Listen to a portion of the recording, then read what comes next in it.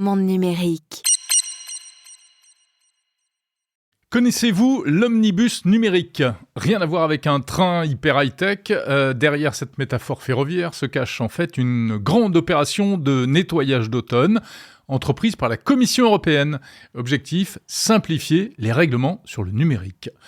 Si vous aimez les RGPD, e-Privacy, Data Act et autres AI Act, toutes ces règles qui se sont construites au fil des années, dont en réalité vous ne connaissez sans doute même pas le nom, mais qui pourtant régissent ou s'apprêtent à régir notre vie numérique, eh bien vous allez adorer, car l'idée c'est de simplifier tout ça. Oui, parce que ces règlements qui veillent sur notre sécurité et nos libertés individuelles, c'est bien, mais on le sait, elles sont devenues très envahissantes. On n'en peut plus des bannières de consentement pour les cookies ou des contraintes diverses et variées qui empêchent par exemple Apple ou Meta de déployer en Europe leurs jolis joujoux.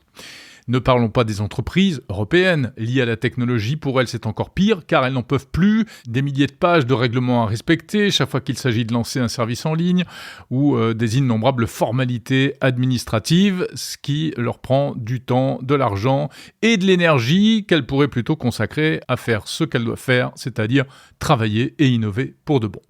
La Commission européenne, dans sa grande bonté, a donc entendu cette complainte et elle a décidé de prendre le taureau par les cornes. Oui, on va simplifier tout ça. Et tant pis si ça revient finalement à détricoter tout ce qui a été tricoté dans la sueur et la douleur au fil des années. Coucou Thierry Breton si vous nous écoutez. Donc voilà l'objectif de cet omnibus numérique qui prend le départ aujourd'hui. Alors pourquoi ça s'appelle omnibus numérique ? Tout simplement parce que dans le jargon de Bruxelles, un omnibus, ça désigne une loi qui emmène plein d'autres textes avec elle d'un seul coup, puisque là il s'agira de modifier en fait tout un tas de règlements différents. Mais malheureusement, l'omnibus qui vient à peine de partir rencontre déjà des embûches, des oppositions et des accusations. C'est même pas sûr qu'il arrive à sortir de la gare. Prenons le sujet le plus concret pour tout le monde, les cookies.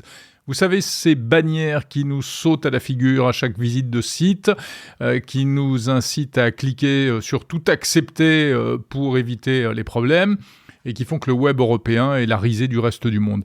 Eh bien, l'idée de l'omnibus numérique, c'est d'en finir avec cette fatigue du clic, en permettant désormais de choisir ses préférences une bonne fois pour toutes. On dira si on est d'accord ou pas d'accord, et c'est le navigateur ou le téléphone qui se chargera de répondre à notre place. Donc fini les fenêtres intrusives. Alors ça marchera pour les cookies peu sensibles, tout ce qui est lié à la mesure d'audience, les mesures de sécurité basiques, etc. En tout cas, ça ne nécessitera plus de consentement explicite. Les interfaces devraient être plus homogènes, plus de confort, moins de friction, etc., etc.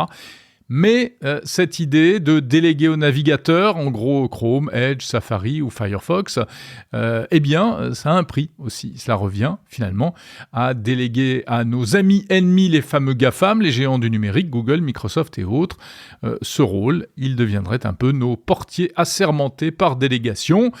Et advienne que pourra, après, qu'est-ce qui les empêchera de faire un peu ce qu'ils veulent ?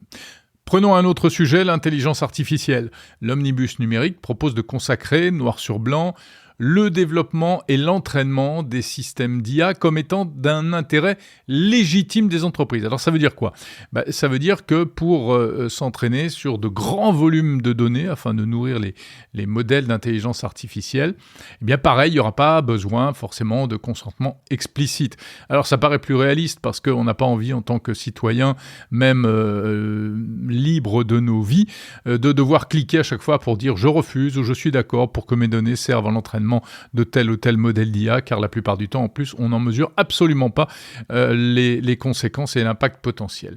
Donc en apparence, ce serait bien, là encore, plus de simplification, mais attention, car ce que certains d'ores et déjà mettent en avant et condamnent, c'est que cela reviendrait à affaiblir cette forteresse numérique que nous avons donc commencé à bâtir pour nous protéger, nous, gentils citoyens européens, des appétits de nos bienfaiteurs numériques américains ou autres. Alors voilà pourquoi l'effort de simplification de la Commission européenne suscite l'opposition de partis politiques, d'organisations non gouvernementales, de syndicats et de défenseurs des libertés numériques de tout poil. La Commission est même accusée de céder au lobby des géants américains, notamment du numérique, qui ne rêvent que d'une chose, c'est d'affaiblir ce fameux modèle européen de protection des données. l'omnibus serait en fait un cheval de Troie.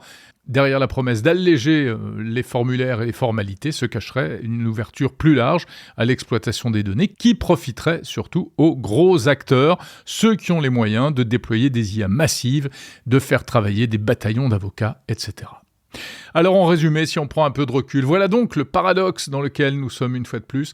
En apparence, un paradoxe insoluble. L'Europe paraît très forte pour se mettre elle-même des bâtons dans les roues, en érigeant tous ces règlements qui freinent l'innovation et qui nous cassent un peu les pieds au quotidien, qui transforment chaque projet numérique en cauchemar administratif au nom de la protection de la vie privée et du contrôle de nos données.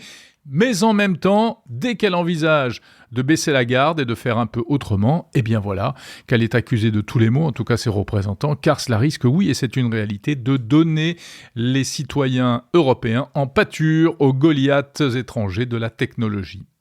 La solution, quelle est-elle ?